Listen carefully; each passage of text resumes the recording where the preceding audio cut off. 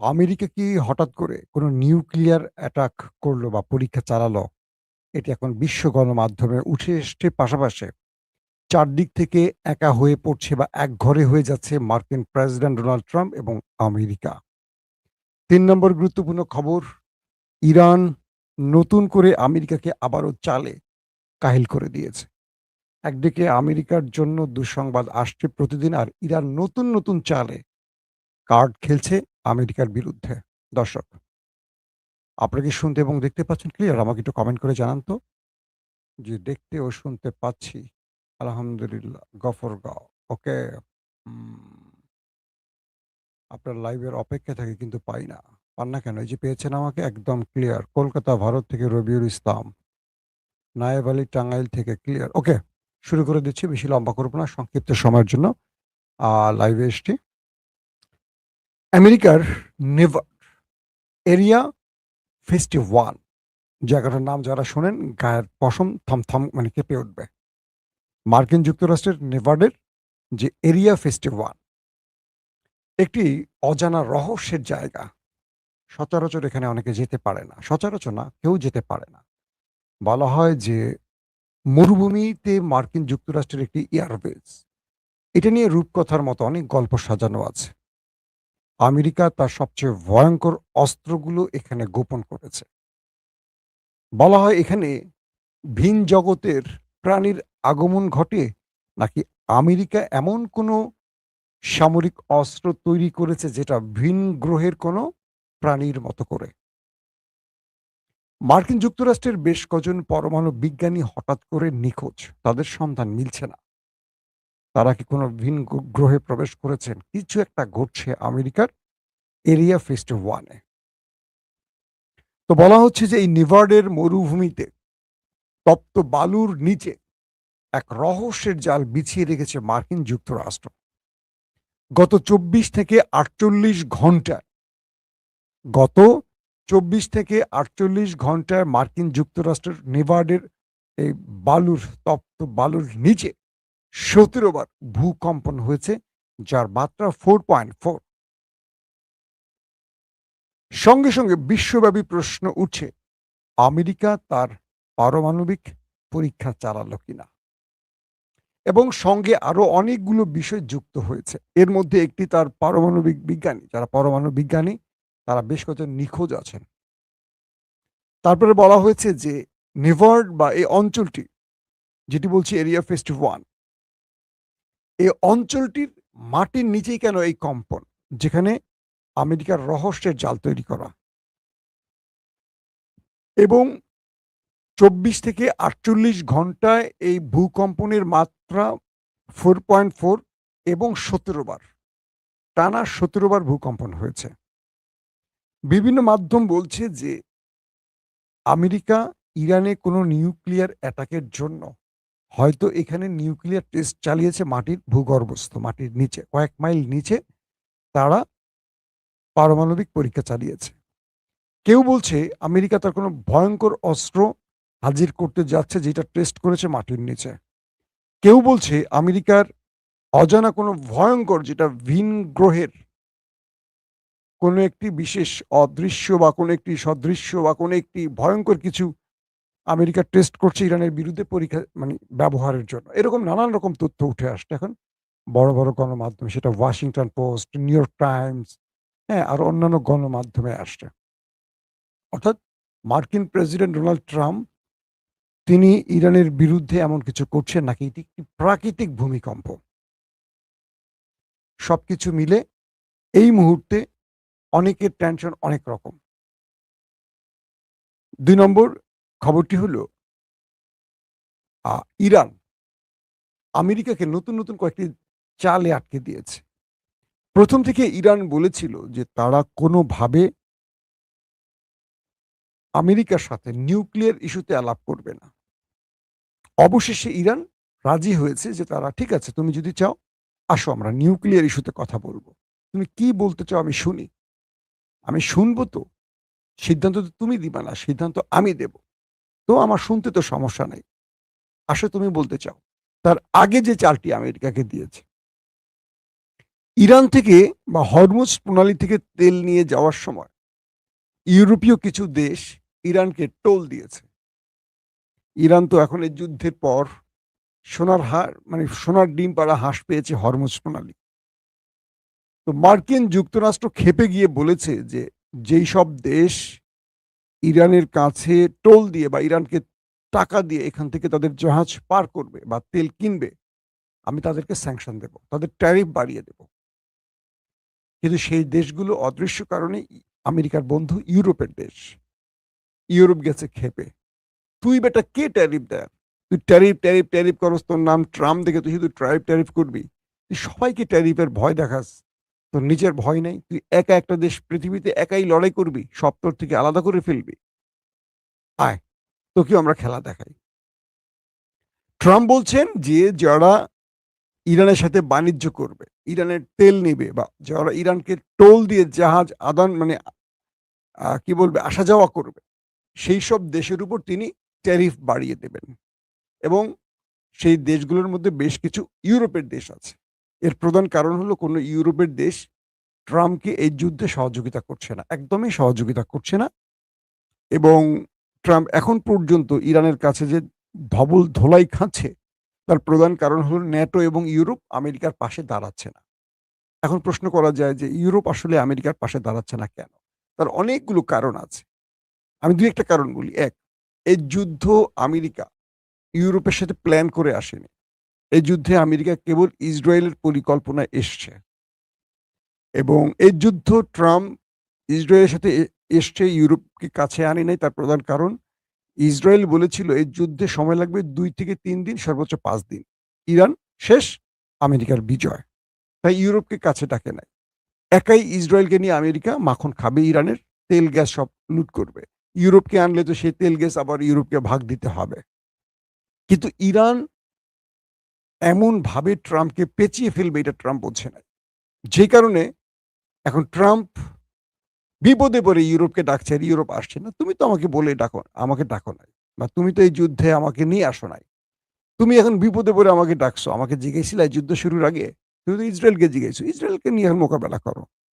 আর ট্রাম্পের কথা আমি যেহেতু মাইন্ড কাছে এভাবে পড়ছি, তোমরা আসো, তোমরা আমাকে বাঁচাও। কিন্তু ইউরোপ আসছে না। আর ইরান কৌশলে নিচ্ছে কি, ইরান মানে ইউরোপ যাতে এই যুদ্ধে না আসে আমেরিকার পাশে, তাই হরমুজ কার্ডটা খেলছে। কারণ কয়েকটা বিষয় ভালো করে শুনতে হবে। ইউরোপ দেখছে যে আমরা হাজার হাজার মার্কিন সেনা আমাদের দেশে ঘাঁটিতে রেখে দিয়েছি, আর আমেরিকা আমাদেরকে বাঁচানোর নাম করে হাজার হাজার সেনা আমাদের দেশে বসিয়ে রেখেছে। আমাদের বাঁচাবে কি? সে তো নিজেই ইরানের হাতে বাঁচে না।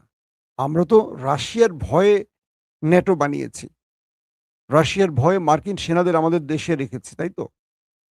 যেই দেশটি ইরানের সাথেই পারে না, সেই দেশটি রাশিয়ার সাথে কি লড়বে? আসেন মূল খবরটা কি এবার। জার্মান চ্যান্সেলর খুব ক্ষেপে গেছেন। তিনি ড্রাম ড্রাম মানে টেম্পুকে, অর্থাৎ আমাদের ড্রাম চাচ্চুকে এমন ধোলায় দিছেন। তিনি কি করছেন? তিনি ট্রাম্পকে বলছেন, আমার জার্মান থেকে তোমার সেনাদেরকে নিয়ে চলে যাও। এই মুহূর্তে জার্মানে ৩৫,০০০-এর মতো বা তার কিছু বেশি মার্কিন সেনা রয়েছে। অর্থাৎ পৃথিবীর ৮০টি দেশে ৮০০ মার্কিন ঘাঁটি রয়েছে। এর মধ্যে ১৬টি আরবের ঘাঁটি কিন্তু ইরান ধ্বংস করে দিয়েছে। মানে গালফ কান্ট্রির মধ্যে ১৬টি যে ঘাঁটি ছিল, এগুলো কিন্তু ইরান একদম অবলষ্ট করে ফেলেছে। অবলষ্ট বোঝেন? আমার ছেলে মাঝে মাঝে বলে, "অবলষ্ট হয়ে গেছে বাবা কিছু নষ্ট হয়ে গেলে।" তাই শব্দটা আমি আপনাদের বললাম, অবলষ্ট হয়ে গেছে। তো গালফ কান্ট্রি দেখলো যে আমেরিকা আমাদেরকে বাঁচানোর নাম করে আমাদের ট্রিলিয়ন ট্রিলিয়ন পেট্রোডলার নিচ্ছে।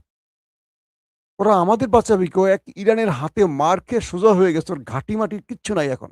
সব লন্ডভন্ড। গালফ অবাক হয়ে গেছে। এই আমেরিকা আমাকে বাঁচাবে? এটা পসিবল? সে নিজে তো নিজের প্রাণ বাঁচাতে পারে না। তো দ্বিতীয়ত ইউরোপ দেখলো যে তারা জার্মানির ৩৫,০০০-এর মতো ধরেন মার্কিন সেনা রয়েছে। তো জার্মান চ্যান্সেলর দেখলেন যে, "কিরে ভাই, এই আমেরিকা যুগের পর যুগ আমার দেশে বসে আমার তেল, আমার টাকাগুলি খাচ্ছে। ওরা তো নিজেকেই বাঁচাতে পারে না, ওরা আমাদের বাঁচাবে কি? তারপর ইরানের সাথে লড়াইটা বাঁধার পর ফ্রান্স, স্পেন সহ আরো বেশ কিছু ইউরোপীয় দেশ যখন বলল আমেরিকাকে যে আমার ভূমি, আমার আকাশ, আমার স্থল তুমি ব্যবহার করতে পারবা না ইরানের বিরুদ্ধে, ডাইরেক্ট সাফ আমেরিকাকে না বলে দিয়েছে।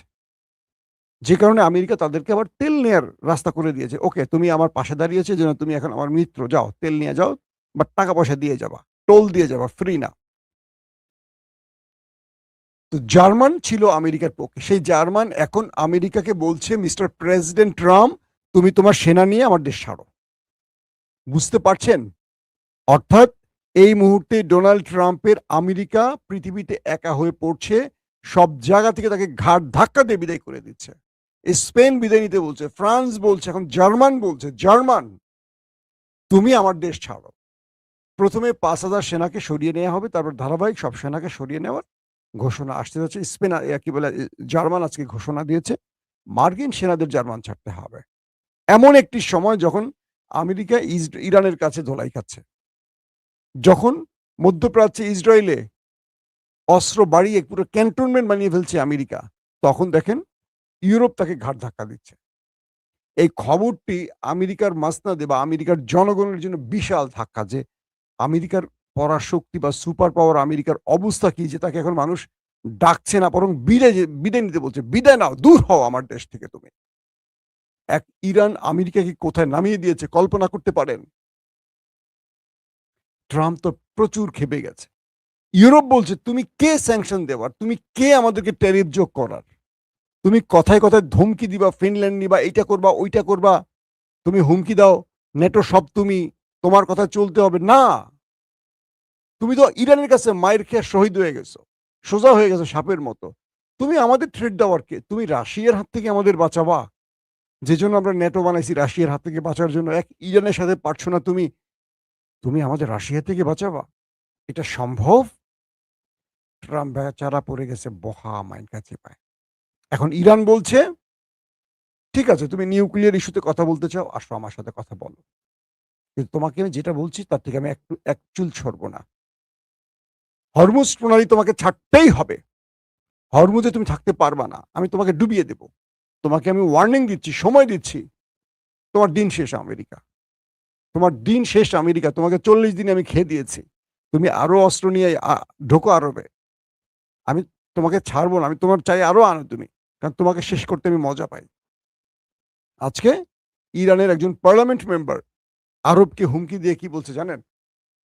আরবকে হুমকি দিয়ে বলছে, হে আরব, তোমাদের বারবার বলছি আমাদের সাথে শত্রুতা করো না, আমরা তোমাদের বন্ধু, তোমাদের ভিতরে আমরা আগ্রাসন চালাবো না, দখলদারি তো চালাবো না, কিন্তু তোমরা দখলদারদেরকে এনে যদি আমাদের বিরুদ্ধে আগ্রাসন চালাও, আমরা তোমাদের দিন শেষ করে দেব। যদি ইরানের আর একজন রাষ্ট্রীয় গুরুত্বপূর্ণ ব্যক্তি প্রাণ হারায়, আরবের রাজাদের কোনো মসনদের ইট থাকবে না, প্রত্যেকটা আমরা খুলে নেব। কি ভয়ঙ্কর মেসেজ আরবের জন্য, বুঝছেন?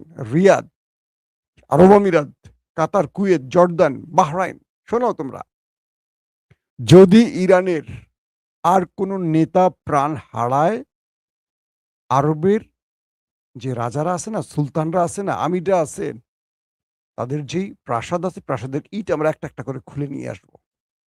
এবার থেকে আমাদের টার্গেট হবে আরবের রাজাদের বাড়ি, আরবের কি সুলতানদের বাড়ি। বুঝতে পারছেন? তোমাদের প্রাসাদগুলিকে আমরা এখন টার্গেট করব যদি আমাদের রাষ্ট্রীয় কোনো গুরুত্বপূর্ণ ব্যক্তির বাড়িতে হামলা হয়। এখন আরবের করুণ দশা শুরু হয়ে গেছে। ইরান বলছে আমরা আরবকে আর ছাড় দেব না, কারণ আমরা দেখছি আমেরিকা আরবে একের পর এক অস্ত্র মোতায়েন করছে, বাড়াচ্ছে। আমেরিকা নতুন যুদ্ধের জন্য প্রস্তুত নিচ্ছে, আর আরবে সব এসে আরবে জড়ো হচ্ছে। এবার আরবকে যে আমরা উত্তরটা দেব, এটা আরব কল্পনা করবে না। ইরান বলছে আমরা শুধু মরবো না, তোমাদের নিয়ে মরবো। ইরান একা মরার জাতি না, ইরানকে 5-6 হাজার বছর কেউ মারতে পারেনি। আমেরিকা তো প্রশ্নই আসে না। তোমরা আসো, যদি আমরা মরি তোমাদের নিয়ে মরবো, আমরা একা মরবো না। তোমরা শত বছর ধরে যেই দেশ সাজিয়েছ, সোনা দিয়ে মুড়িয়ে রেখেছ, সব আমরা ছারকার করতে আসতেছি, ওয়েট করো। তোমাদেরকে আমরা ওয়ার্নিং দিচ্ছি, আমেরিকাকে খেদাও। আসো আমরা ভাই ভাই হয়ে থাকি। যদি আমরা ভাই ভাই হতে না পারি, শত্রু হতে চাও, তোমাদের শত্রুতা দেখাবো কাকে বলে, কয় প্রকার। এখন আরবরা মহা টেনশনে পড়ে গেছে, কারণ ইরানের নেক্সট অ্যাটাক যদি আরবের রাজা বাদশাদের বাড়িগুলোতে হয়, প্রাসাদগুলোতে হয়, একেকজনের তো বউ আছে কয়েক ডজন করে, বাচ্চা আছে কয়েক শত করে। মানে একেকজন রাজা, রাজার ভাই, রাজার ভাতিজা, মানে ধরেন রাজার ভাই আছে ধরেন ৪০ জন। একজন তো রাজা, তার ভাই আছে ধরেন ৩০ জন বা ১৫ জন বা ১০ জন। তাদেরও আবার সন্তান আছে একেকজনের মোটামুটি ধরেন আল্লাহ দিলে ৫০-৬০ জন করে। ওইটার মধ্যেই আছে বিশাল একটা ছোটখাটো দেশ। এত পয়দা করছে। একেকটার বউ আছে অনেকগুলি। তো ওই প্রাসাদের মধ্যে যখন ইরানের মিসাইল ড্রোন হিট করবে, বুঝতে পারেন কি হতে পারে। তো এখন এই অবস্থার মধ্যে নতুন করে আরবরা ইরানকে নিয়ে ভাবতে শুরু করেছে। ইউরোপকে বলে দিয়েছে ইরান, তোমরা আমেরিকার পাশ থেকে সরে আসো, তোমাদেরকে আমরা নাড়ব না। ভেতরে চীনকে দিয়ে রাশিয়া বলছে, যদি ইউরোপ আমেরিকাকে বিদায় করে দেয়, যদি গালফ আমেরিকাকে বিদায় করে দেয়, ঘাট ধাক্কা ধরে বের করে দেয়, আমরা ইউরোপের সাথে সম্পর্ক উন্নয়ন করব, শত্রুতা আর থাকবে না। তার মানে ভেতরে রাশিয়াও খেলতেছে। এখন ট্রাম্প পড়ে গেছে মহা মাইনকাচি, বা এক কি যুদ্ধ শুরু করলাম ইসরায়েলের বুদ্ধিতে, আমার ধুতিও যাচ্ছে, জাইঙ্গাও যাচ্ছে, আর ইজ্জত তো নাড়াচাড়া করতেছে। এখন কি হবে? প্রত্যেকে ভালো থাকবেন। আল্লাহ হাফেজ।